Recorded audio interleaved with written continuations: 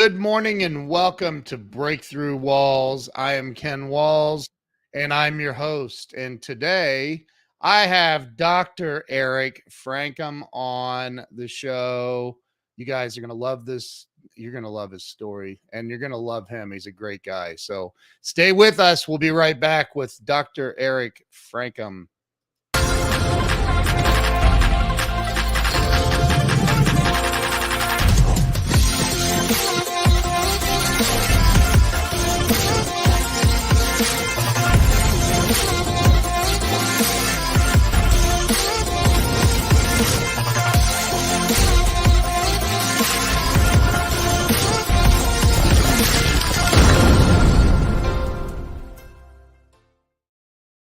All right, we are back. Let me bring Eric on.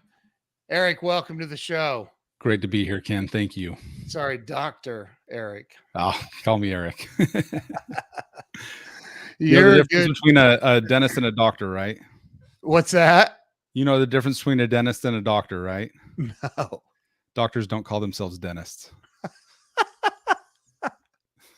Oh my God. That reminds me, I was playing golf with a buddy of mine, a dentist, one time, and he said something. I'm like, dude, stop it. You're not even a real doctor. He's never let me live that down.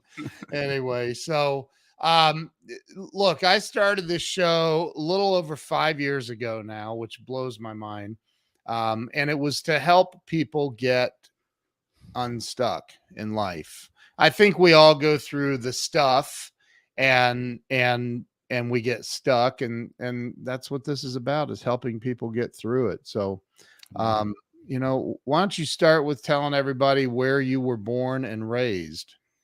Yeah, I was born and raised in Salt Lake and Ogden, Utah. So I went to Weber State University in the great state of Utah and had my 4 seasons. I worked at Snowbird Ski Resort as a snowmobile guide in 40 below with 40-mile-an-hour wind chill. And if you had any square inch of your body not covered up, you knew it because it had frostbite. So we had a lot of fun back there. And, I thought out for dental school, went to dental school in Glendale, Arizona, where I met and married my beautiful wife, Shannon, who was going to ASU as a therapist. And graduated through there and went to a little town called Coarse Gold, California, right outside of Yosemite National Park, as where I started practicing, working for some other people. So, but I was anxious to get my own practice, and I bought a good existing practice here in Texas in a little town called Seagoville.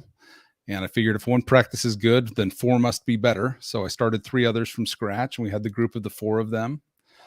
And I was just grinding it out, like I was. I didn't have four individual locations. 4 individual locations. Yeah, I was the sole owner. We had other doctors working for us. But. Wow. So talk about that. Okay, so that was really, really fast. But talk about like you ended up. How long did you work for the other practice in California? For about 18 months, I worked there. And was there something that like happened that made you go, I can't work for somebody else, I've got to have my own? Yeah, I think that, a lot of the reason that I went into dentistry as opposed to one of the other places in medicine or some other jobs is I did want to have more of the entrepreneurial, advantages. Sometimes you have to be careful what you wish for, but I was happy to be in control of my own destiny. And I just wanted to grow and help a lot of people. I wanted to create. I think we're built and meant to create things. So, I kind of wanted to digest an entire career's worth of debt, and, a debt on a practice, debt on education, debt on, the real estate of the practice in just a couple of months or years. It just hung over my head. And so I wasn't really balanced. I mean, I was making myself sick in the morning. Not just in the morning, I was having a hard time sleeping at night. And, I remember being hunched over the toilet, just throwing up. Like if I had anything on my stomach to throw up, just kind of gagging in the mornings, just because I just had so much nerves and adrenaline and cortisol and, all before 7 a.m. And, my sweet new wife, we thought, hey, we have our own practice. We moved to Texas. Let's start having a baby. And I just remember looking over her and saying, man, I am in no condition to have a baby. We need to kind of get things under control. And man, I didn't know it then, but she was pregnant and she knew it, but I didn't know it. And Oh, so, like the freedom that we get is not just for ourselves, but for others. And I had to do something a lot different. I had to change my mindset and my relationship with money. And so wait a minute. Wait. So your wife is telling you, I think we should have a baby. And you're saying no, and she's pregnant. yeah, well, we decided, we were like, hey, yeah, let's do this. This is a great idea. Let's move to Texas and, have a baby right away. And then Wow. I just, with the stresses of it, taking Yeah. on a toxic culture at the practice and all of this debt and, Yeah. just everything couldn't have been more of a change all at once.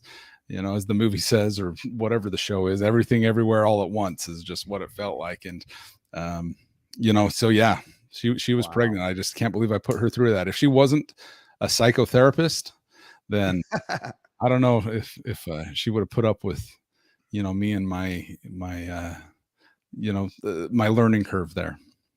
It's a lot. And so so you came here, you started one practice, but did you immediately open the other ones? What was the time frame on that? Yeah. So I quickly scaled my own hours. I worked a lot more hours than my predecessor. Mm, And he had some other doctors helping him out. And I just thought, hey, I'm going to do this all myself. And then, I've always been kind of a sucker for a deal. And I thought, hey, there's this other place that would be a perfect location. It's grown to be about the second biggest planned living development in the state of Texas.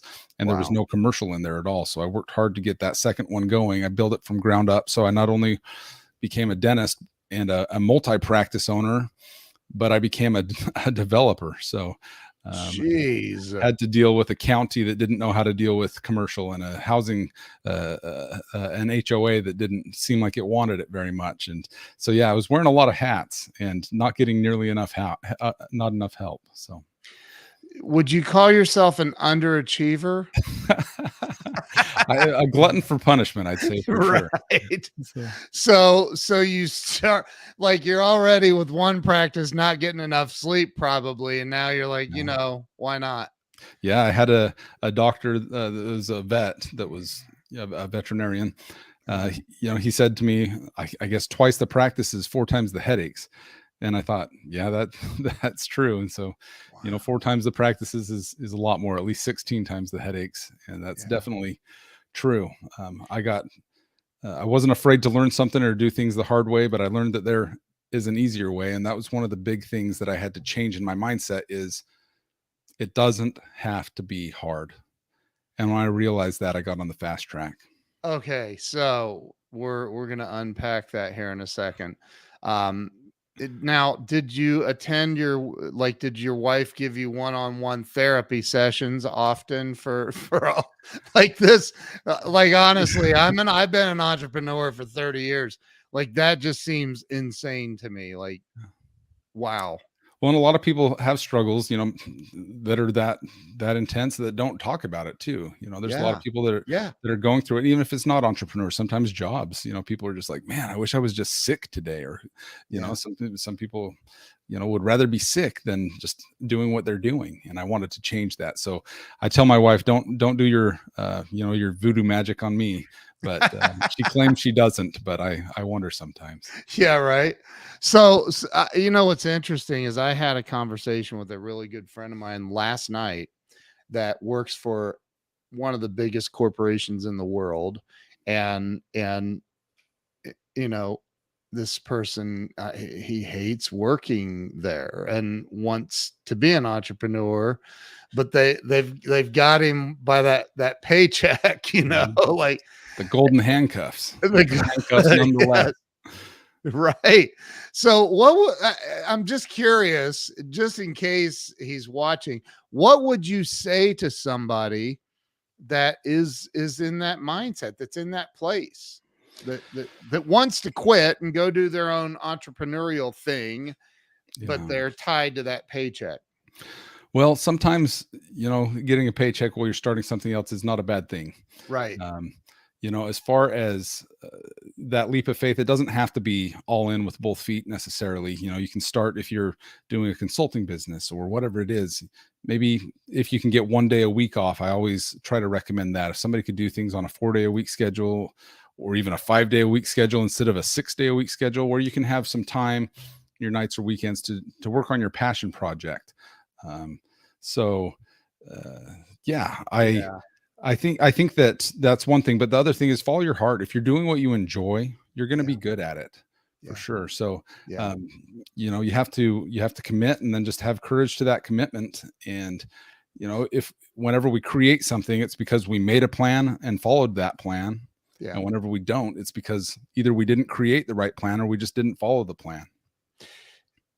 Well, my question to him was, I want you to name one extremely wealthy person that works for somebody else.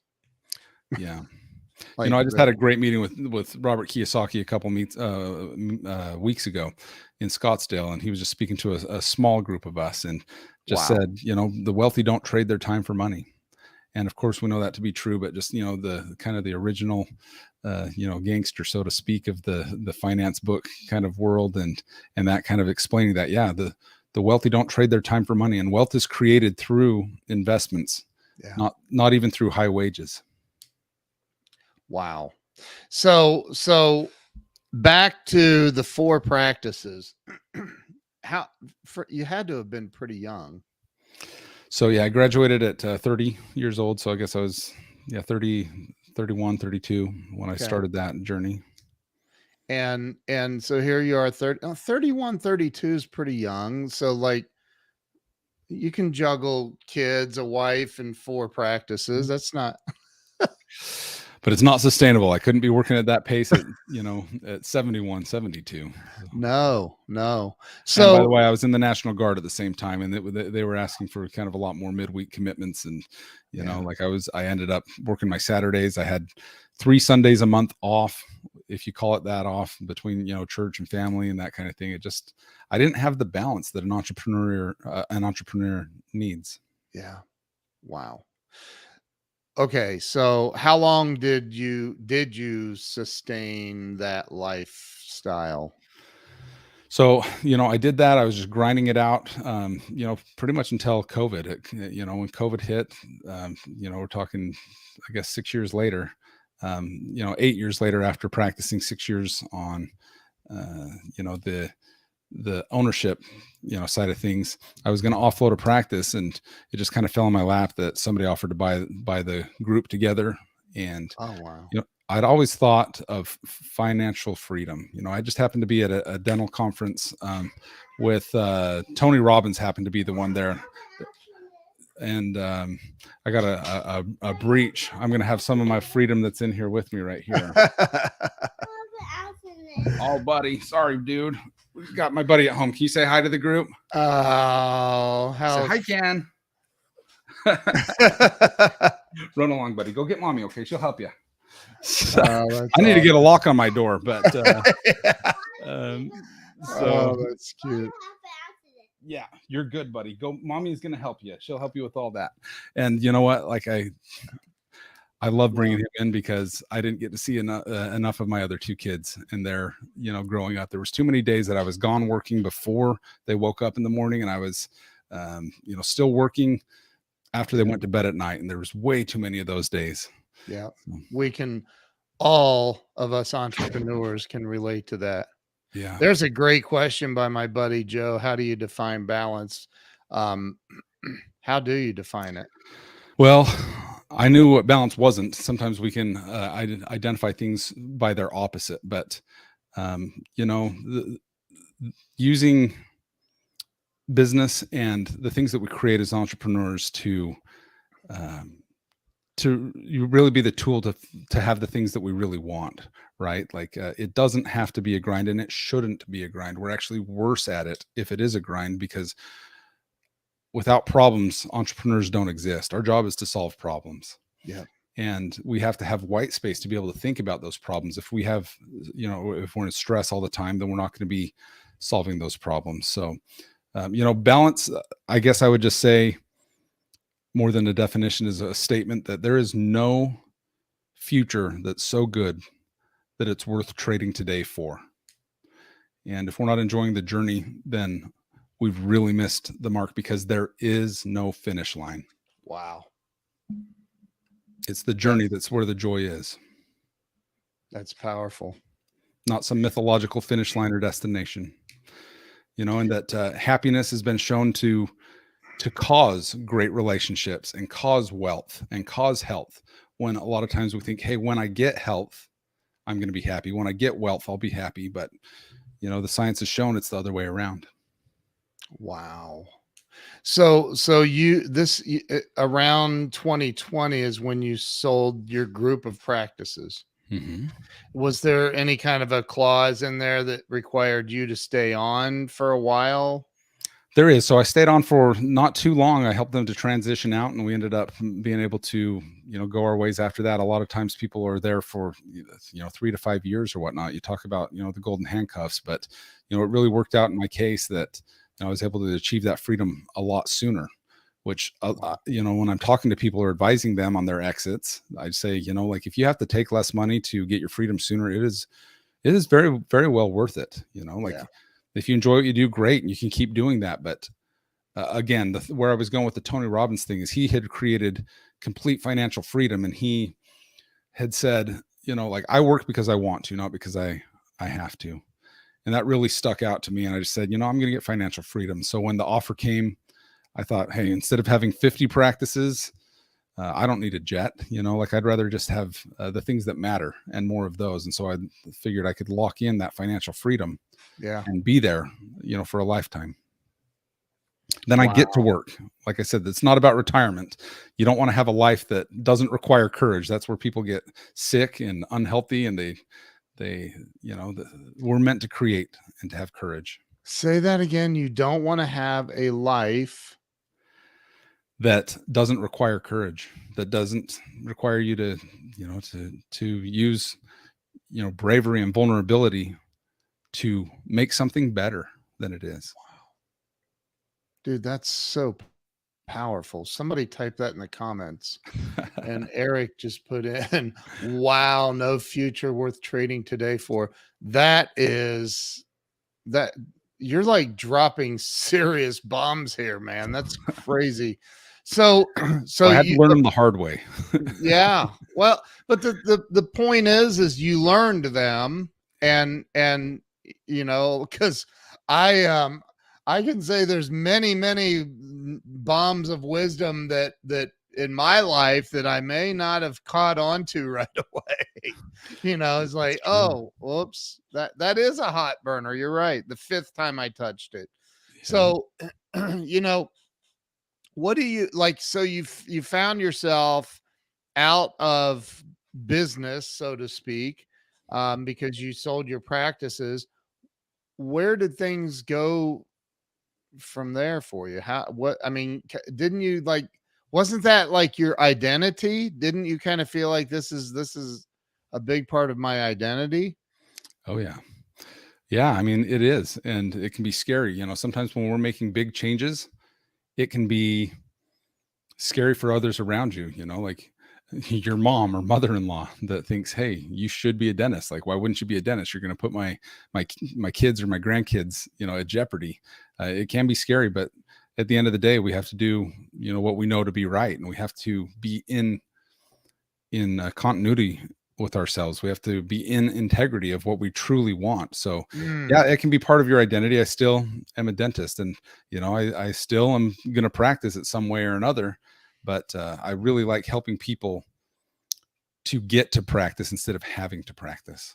And it's not just dentists, it's other professions. You name the profession there, but getting people to, just like I had wanted to trade having to work for getting to work. Wow. Because it's a whole different meaning. It's a whole different feeling. You really get to be more present and give the most of yourself. And the world needs that. Wow. This I hope everybody on here has shared this out. This is so powerful. So so you're no longer in, at this point, or at that point you were no longer in dental practice, and you wake up the day after you exit the practice completely. And what did you do that day? Like, did you go, geez, I could go play golf. Or like, what did you, what? Yeah, I felt a kind of a freedom that I hadn't felt since really undergraduate, where Wow. it's kind of ironic when I didn't have any money, I felt a lot more wealthy than when I had money because I had, just enslaved myself and my mindset, to it. So I kind of had that freedom. And my Wow. last name Francom literally means free man, like Frank home, one who is free. And I was not acting like one who is free. And I want to help other people to get that same freedom. So what did I do? I spent time with family. I made it for missed time. I mean, as an entrepreneur, we start solving the next problem, before too long as well. I mean, we're not built to be couch potatoes. There's only so much golf you can play. And I thought maybe I'll just go into another group or another practice, but I thought there might be really something here. It always impressed me, Dave Grohl. I really liked Nirvana and even the Foo Fighters, and just hearing him kind of talk about how he had his option to go play with Tom Petty or Pearl Jam or some of these other people that were his childhood heroes, and he thought, hey, instead of just being a drummer, like I want to see what this Foo Fighters thing can do, and he wanted to pivot, and I think that we all need to ask ourselves, hey, maybe we want to be a drummer, and that's awesome and that's great and that's information. But, if we want to create something else and do our own thing, then, why not? And I normally save these questions for the end, but I'm going to just throw this out. How important is money? Well, money's important. I mean, it is a resource. I mean, it is something that's very, very important.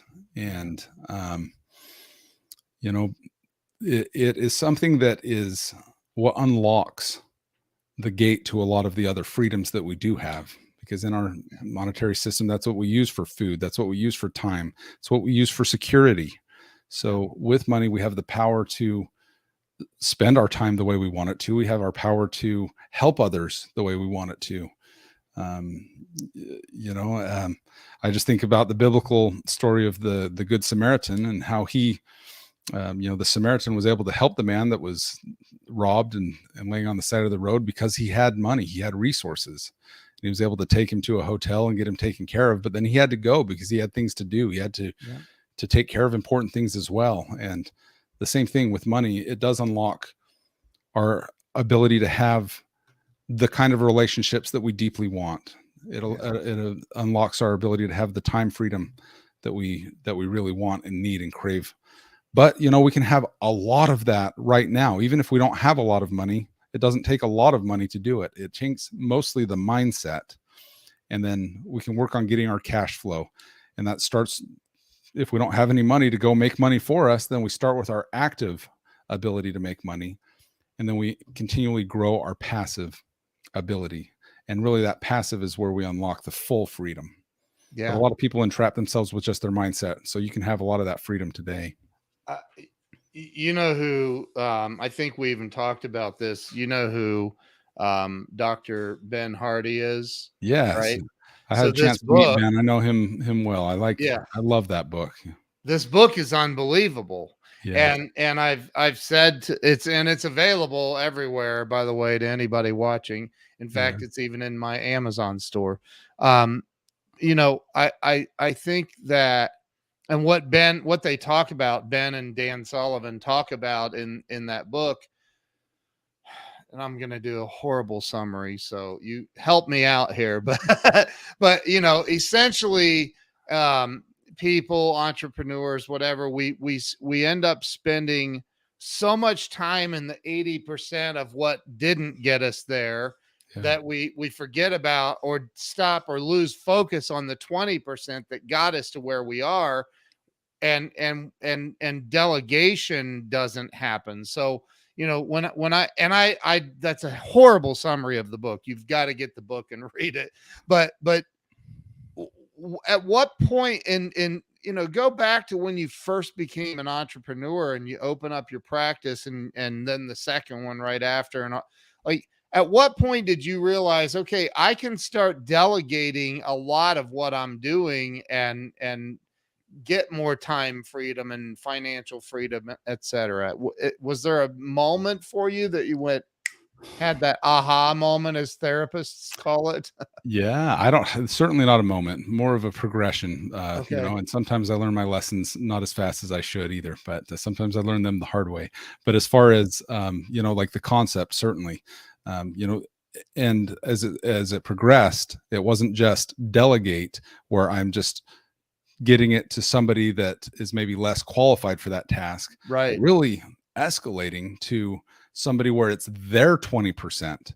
Like it's so easy for them to reschedule patients back, or to whatever the case may be, just clean teeth as a dental hygienist, people that are on their path of, I love this, I want to do this all day every day. And Right. sometimes as entrepreneurs, we don't think that people are that way, because we think everybody just wants to create and scale and grow and Right. be, sometimes there's people that are just like, no, I want to man that station, and I want to do it better than anybody ever has. And it's a great symbiotic relationship. That's so, I hope every entrepreneur heard you say that. For me, it's probably my biggest downfall, because I want to see everybody scale. I want to see Mhm. everybody get really, really wealthy and do better in life. And the bottom line is what you just said. There are people who don't want to scale. They just want to man that station. I've never heard it put like that, but that's so true. And you can still help them to become wealthy, because again, it's their investments that are going to build their wealth more than it is their time. And so that we can do what we need to, and we don't have to be incongruent with ourselves on a path that we know isn't being our best self, because we can get our money to go work for us, and we can really prioritize the needs that we want those finances to unlock for us. Uh, uh, Does the word, I feel like the word investment may be misunderstood by a lot of people. I hear the word investment and I immediately think about my buddy Grant Cardone, who's, or my friends Hua and Jaime, who are they're eye doctors here in Dallas, that have investment opportunities for people. And I think about the word investment and I think, okay, I've got to give somebody 100,000 or 250,000 or $1 million to invest in something, but that's not necessarily the case, is it? No, I mean, the best investment you can make is in your education and your network. Those are ones that nobody can ever take from you, no Yeah. matter what. They've been the most valuable for me as well. But then, yes, investing in yourself, and then doing it in a secure way, to where, your investment, some people call it an investment in their own house, and some don't. But just, what's the price of a pain not felt of having your house, and, kind of having that security? I mean, how much would we pay for security if we didn't have it? But then, yes, there are different ways to invest, where it can be, like I said, investing in education. But of course, when we get to the finances, buying your building instead of renting it, that's where a lot of wealth creation happens. Yeah. And, where half of your payment goes towards principal, and you're getting that back anyways. The other half is tax deductible. And plus, you can have bonus depreciation and have extremely good, tax write-offs. You can be a lot further ahead buying than renting both your house and your business. Doesn't always make sense, depending on if you want to, to have 50 businesses. Maybe it doesn't make sense to own the real estate for all of them. But, just the fact that you're investing in something, Yeah. just having a goal of how much you want to, set aside to send out those soldiers and have them go work for you, and thinking of your money as your workers. They need to pull their weight and bring back money to you. Yeah. So when you did you how do I word this? So you did not, obviously, the day you graduated from dental school, you didn't have this abundance of wisdom about investing and everything else. Did you ever go through times, you and your wife, where you were like, how are we buying diapers, or how are we buying, I mean, was there ever any like rough times where you couldn't, like, you were worried about groceries? Yeah, yeah. There Mm. there are times, like a lot of the problems can be first world problems, but yeah, it can get scary. When you trust somebody and they steal from you, and they can hurt you in a bad way sometimes. Yeah. And so yeah, no, there have been times where it has been scary like that. Yeah. The ironically, the worst times for it were when I did have money, I did have cash flow, but I just had this chicken little mindset of the sky is falling when it wasn't falling. And man, we can bring reality to some of those fears if we give them fuel. So whatever we give attention to and our focus to is much more likely to happen. So yeah, Mm. the times when I had less, I felt like I had more.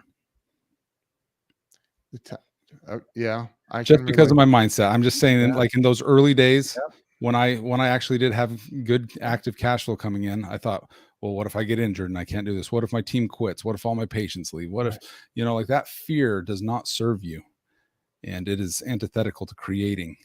And so once, replace that fear with a plan and then just focused on achieving that plan, it's just natural.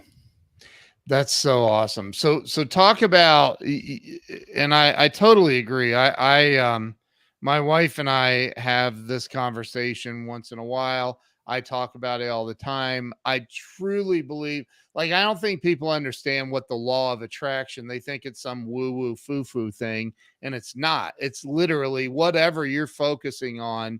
You're like, if you focus on it enough, you speak it. I mean, even the Bible talks about that, right? Yeah. So, but like you speak it into the world, like you're literally working on attracting that. Yeah. And Yep. I think there's everything is created, mentally and in thought basically before it's created in reality. And yeah, yes, thoughts do become things, and thoughts lead to actions, which lead to habits, which lead to a character, which leads to destiny, as the great late Stephen Covey would say. wow. So, so what are you doing now? Okay, you're not you sold your practices in 2020 ish, right? Yeah, 2020. 2020. Um, Mhm. and you played some golf probably. I did. Yeah. So what do you do now? Do you work? Do you I'm kidding. Yeah. I know. Yeah, I of know. course. So, Yeah. I'm going to get back into doing a little bit more in dentistry, but I'm not going to do it in a grind that is going to be so all encompassing that uh, you know, everything else in my life takes a back seat to it. Yeah. Even my work is going to work for me, not me work for it. As well as my passion project, and the thing that I'm really doing the most of is helping other people to change that mindset and to be able to learn how to invest in themselves, how to find investments, how to find some exclusive investments that aren't available on the public markets and that kind of a Yeah. thing. But helping them to really find ones that have a protected downside, where that's possible. A lot of the wealthy invest in private equity and venture capital type deals, and there are some things that are tied to a protected downside, because I mean that's the big key is not losing money. And there's a lot Yeah. of bad actors out there right now. There are just stories left and right about people that you would never think that are just embezzling or laundering or this and that. So Yeah. I think that having a lot more of a collateralized portfolio, especially at this time, is very necessary. What's that mean? Can you say that in layman's? Yeah, so like a Like, UCC lien, like basically having a lien to physical property that can protect oh, the downside of an investment, but still have a huge upside. I mean, there's one that got I it. invested in out of New York that has a basically it was given a 55-year lease to attract them to the state for a 300,000 square foot facility that they only end up paying about $1 a square foot for, even after all of their build outs and things, after the government incentives. And then their tenants pay them about $110 a square foot. And they partner with these companies from their tenants who are like an incubator Yeah. accelerator, creating new companies out of technologies. They're taking a piece of those companies so they can have all of the upside of a really strong investment while having that downside protection of real estate for a 55-year lease that's worth about as much as the cost to invest in them. Oh The my gosh. valuation was that. That's incredible.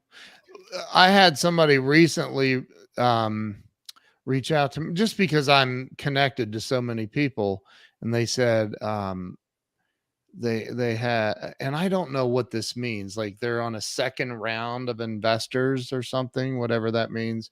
But Sure. it's the company that's making all of the electric vehicles for Walmart home delivery, and Walmart's headed that direction, right? So Yeah. because they want to compete with the big A. So, um, are those in? I mean, it's like they're looking for like $35 million or something. Are those the types of Because I know you have a group of people that you work with too, right? Yes. Are those the types of deals you guys look for, or what? Or is it primarily real estate stuff? So, certainly both. We're looking for things Mhm. that have as much downside protection as possible. Yeah, Um, Something that could be a great investment based on their valuations, their intellectual property, how much their patents, Mhm. might be worth, as which is not usually the first thing I look at, but it's kind of a fringe benefit. Their Sure. contracts. Contracts are a big thing. There are some investments that we negotiate that we can get in at a certain round, and I'm not trying to find the next you know behemoth of a company. We're trying to Right. get in and get out at the next round where we feel like it's going to make it to the next round and we can get our money off of the table, because Mm, 2/3 of these deals are going to fail. Some sectors as high as 90% of the deals total will fail, so you have to have quite an appetite for loss. But very wow. few of them fail. If they have a 5-year contract with somebody, then getting in and out after 3 years um, can be a really good strategy.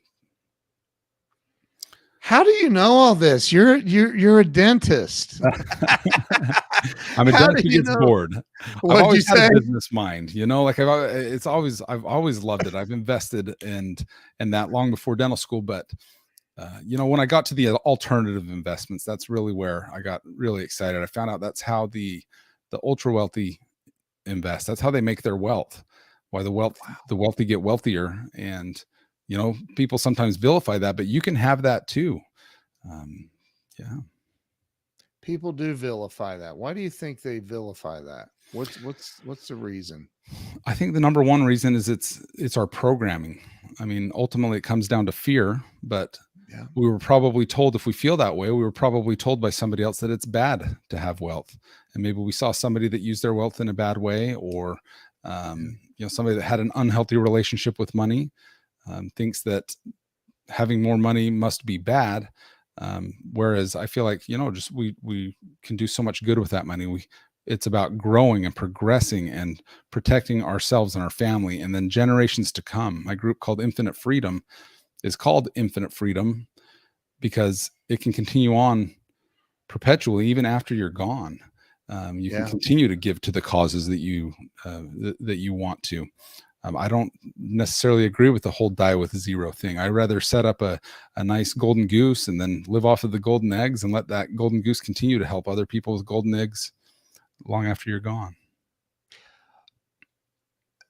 I know you do some, don't you? You do some one-on-one coaching as well, right? I do. Yeah. Yes. So when you um come across somebody that you identify, it's fairly easy to identify somewhat quickly someone who has a bad relationship with money, right? Yeah. Most Um, of us do. yeah, right. So how? I mean, there's hundreds of millions of books. I would guesstimate. I don't know if it's that many, but there's a lot of books out there, right? Sure. Of the where would you tell somebody if you identify that, man, they have a really wonky relationship with money, and they need to fix that before they can reach the next level? What would you recommend to a person like that? Well, I mean, always save more than you spend. That's kind of the first one. I mean, interest is a uh, wonderful servant, but a terrible master. So you want to be on the receiving Yeah. side of that. Like the hoarding mentality is the sure way to get rid Yeah. of your wealth. Then Yeah. the thief of inflation that robs us all is sure to rob you.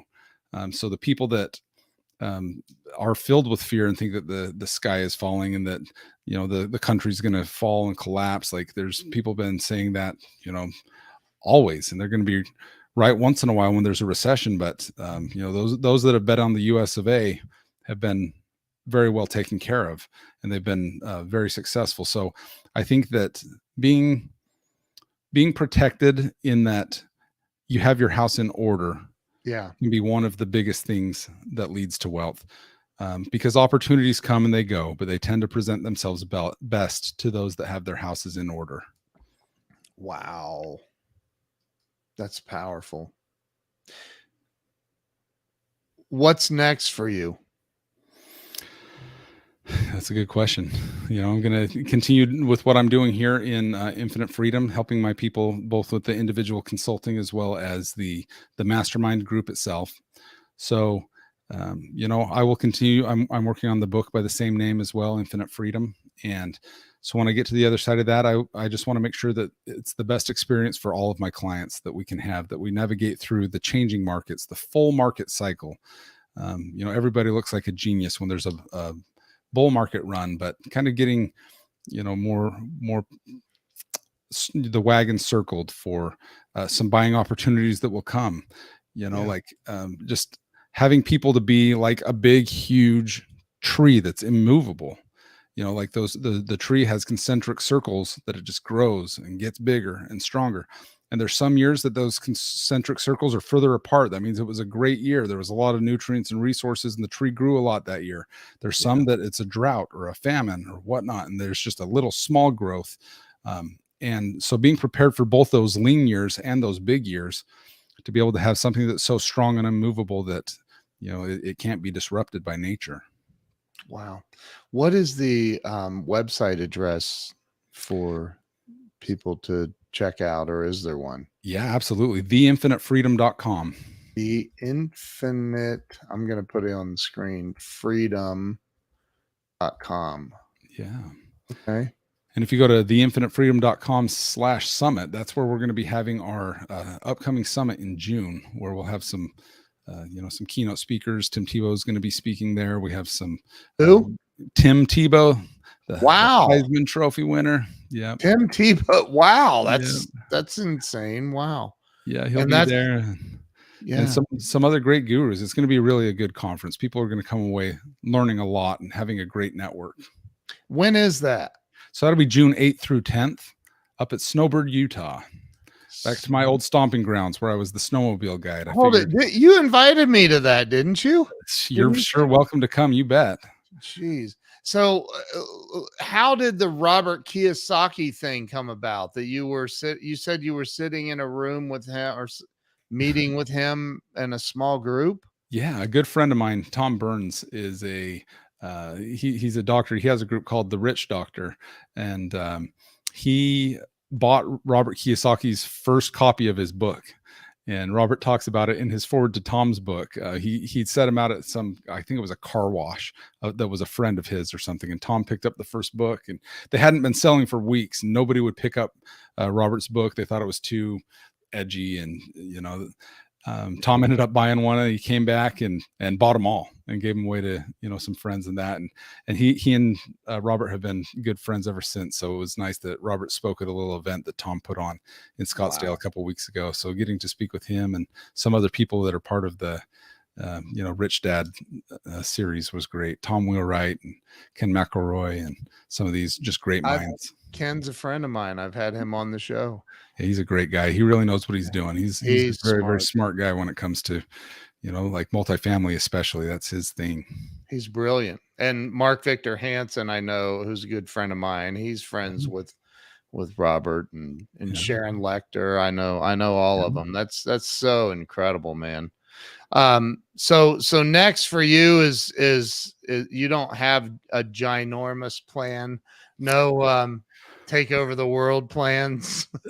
You know, I will do better. You know, like most of my money comes from the investments themselves, more so than, you know, like it will from a tuition or consulting from these people, but just making sure that I have the network and the knowledge to be able to help increase and grow that that nest egg allows me to be a great dad and to be the dad that I want to, and to, enjoy the small things, taking my dad to the sand dunes where I can, take him out like he used to when I was a kid. And just, I don't know how much longer I'll have to be able to do that. And if I waited till I was 70 to, hang it up and start enjoying life, then I will have missed it all. So, yes, I do want to make a big difference. I do want to connect people with great investments to build those great industries. And, where I tell people that investors get paid to make the world a better place. And so when we find technologies and things that are making the world a better place, if they're not making money, they go to die usually. And so it's a win-win-win. It's a win for the world and the consumer because there's this better product. It's a win for the company because they have the money they need from the investors. And it's a win for the investors who grew their wealth while making the world a better place. Wow. Amen.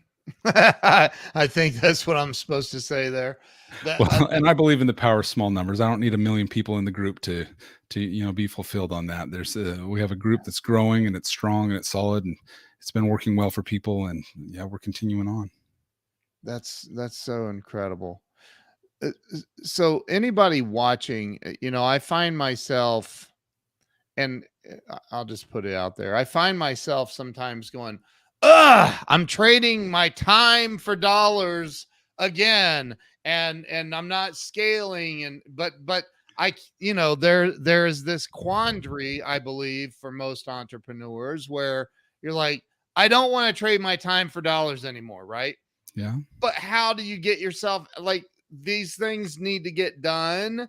And I've found myself in the middle of this vortex. Like, I can't hire somebody to do that because it would take too long to train them on how to do that. And then, like, what do you suggest to somebody going through that?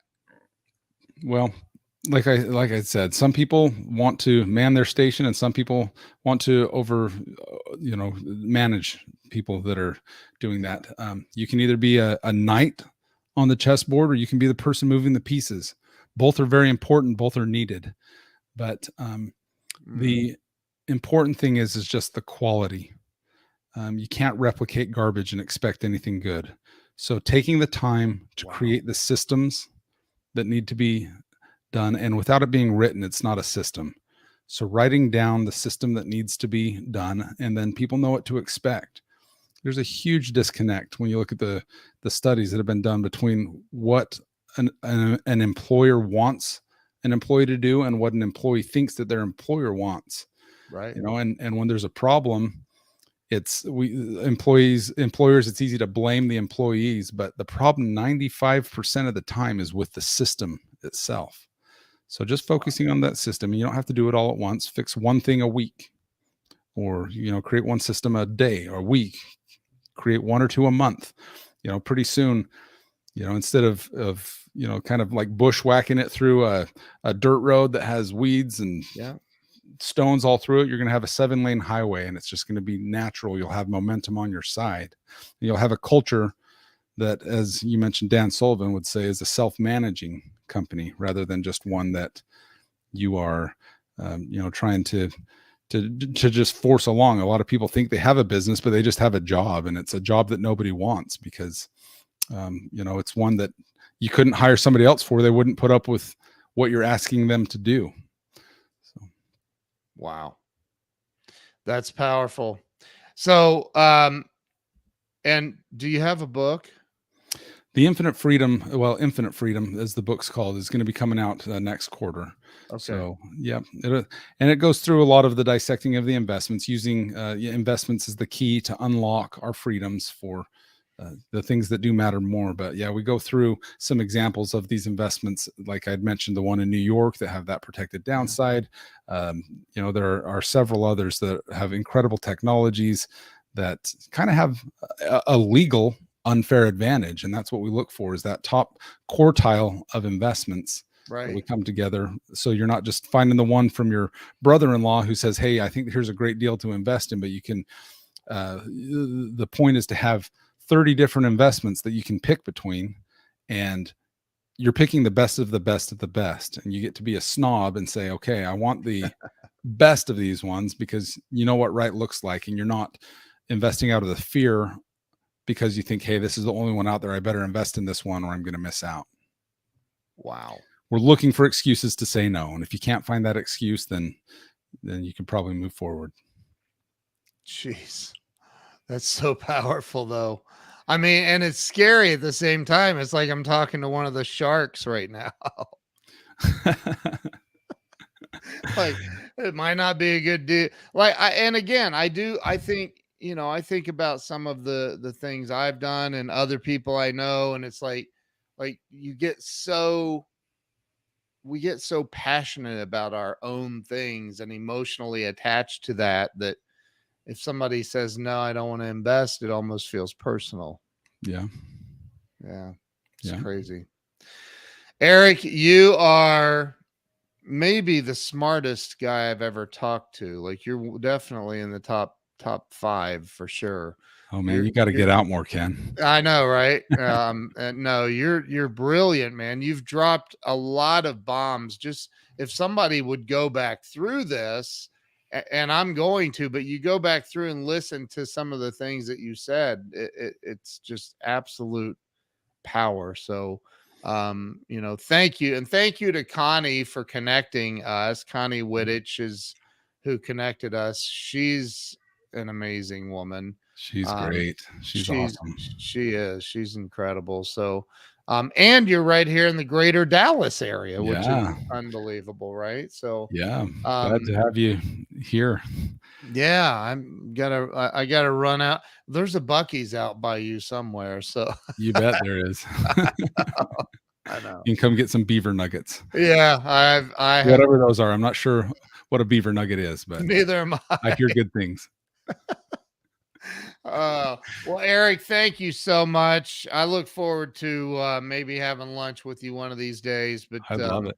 Thank you for coming on and sharing your wisdom and your time with the audience. And I'm going to go ahead and end the live stream. But go to theinfinitefreedom.com / summit. And check out the summit. And that's June. What you said, June? It's gonna be June 8th through 10th, 8th, 9th, and 10th, Thursday, Friday, Saturday. 8th, 9th, and 10th. Okay. You guys go over and check it out, and it'd be worth it for sure to be there. So thank you all very much. Eric, thank you. If you'll hang on for me, we'll finish up here in a second, but thank you all. And if you shared this, a big extra thank you. So thank you so much. See you later. Thank you, Eric. Yeah. Thanks for having me.